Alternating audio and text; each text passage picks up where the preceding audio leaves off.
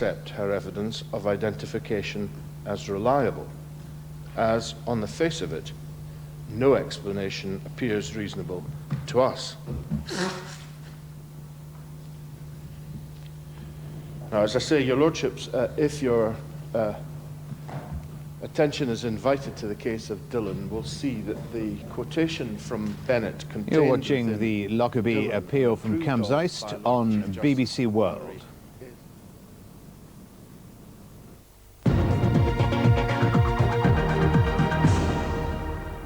Now we know who's going to be in the final. Here's more with Francis. Stephen, thank you. Yes, we're talking about the Australian Open tennis in Melbourne. And we know defending champion Jennifer Capriati will play Martina Hingis in Saturday's final of the women's singles, a repeat of last year's final, and the result of two thrilling semi-finals. First up, the match between Hingis and Monica Seles, chasing her first Grand Slam appearance in Grand Slam final appearance for 6 years. Indeed, a determined Seles, the number 8 seed, took the first set, but thereafter Hingis fought back and took control.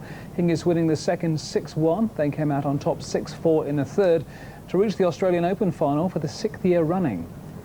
In the second semi-final, Jennifer Capriati raced into a 4-1 first set lead, only for Belgium's Kim Clijsters to level it at 4-all, before the defending champion edged ahead 7-5, but Clijsters would not give in. She took the second set 6-3, only for Capriati to re-establish her authority, dropping just one game in the final set and setting up a potentially thrilling final against Hingis.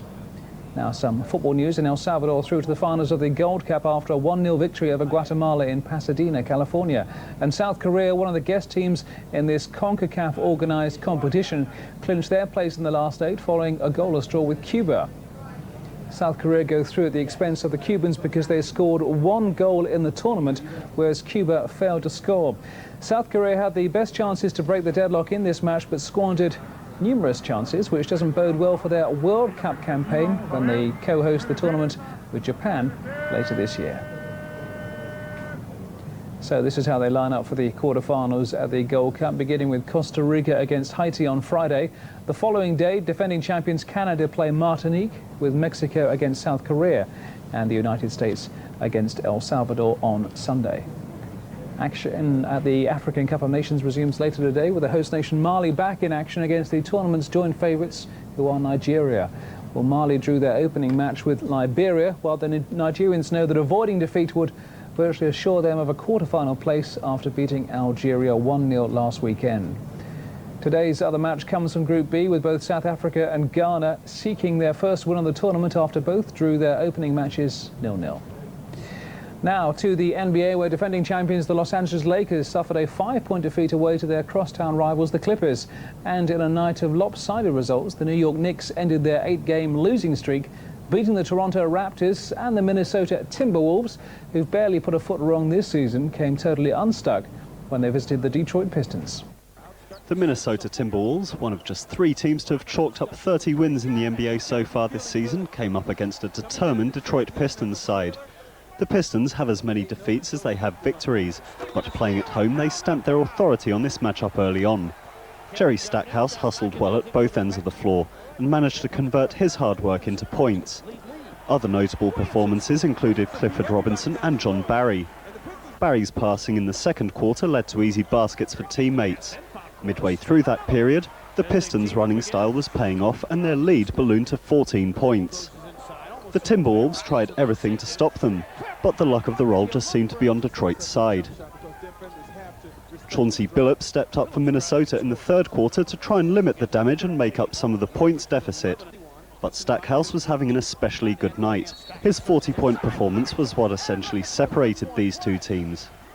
At this point, with just under 3 minutes left in the third quarter, it looked as if Detroit were cruising towards a crushing victory. But Kevin Garnett pulled off some great plays, and with 3.5 minutes left, a comeback wasn't inconceivable. Detroit managed to hold on though, Stackhouse finishing in style. The final score: Pistons 104, Timberwolves 83. Phil Sheehan, BBC News. And that's all the sports news we have for now, Stephen. Good job the Pistons didn't lose, otherwise they would have been disappointed. All right, let's move on to the top story. The American captured fighting the Taliban has come back to America in chains. From me, Stephen Cole, that's all for the moment.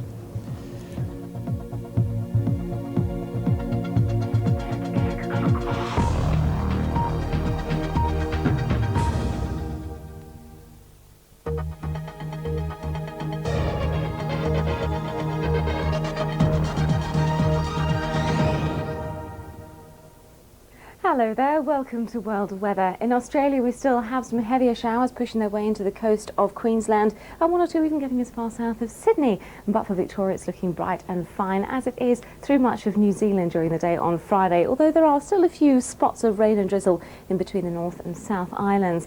For Perth though, it's looking like another couple of fine and sunny days with temperatures getting up to around 32 Celsius. Now let's head a little further westwards to see what's happening on with our main story, which is of course the Cyclone Dina, which is affecting La Réunion Island the worst at the moment. It is still to the east of Madagascar, giving some heavy winds and heavy rains as well, and that is moving a little further southwards still and weakening all the while, but we will of course keep you up to date with the progress of this cyclone.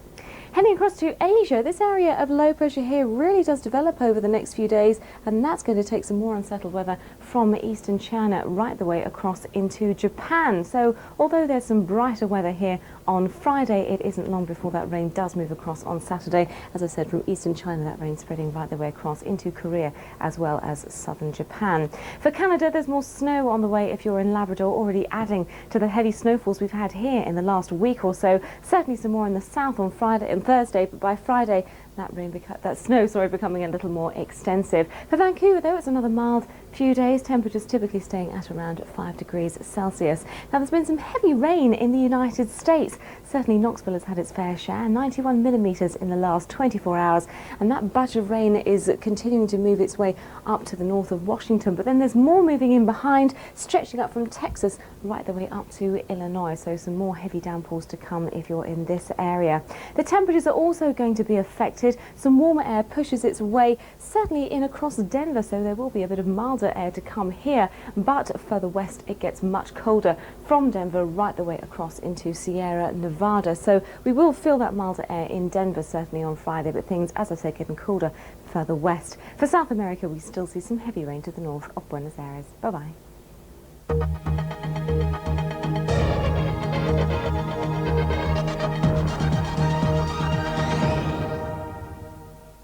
Picture the countries that occupy a whole continent. Make all the pieces fit. In Europe Direct, next on BBC World.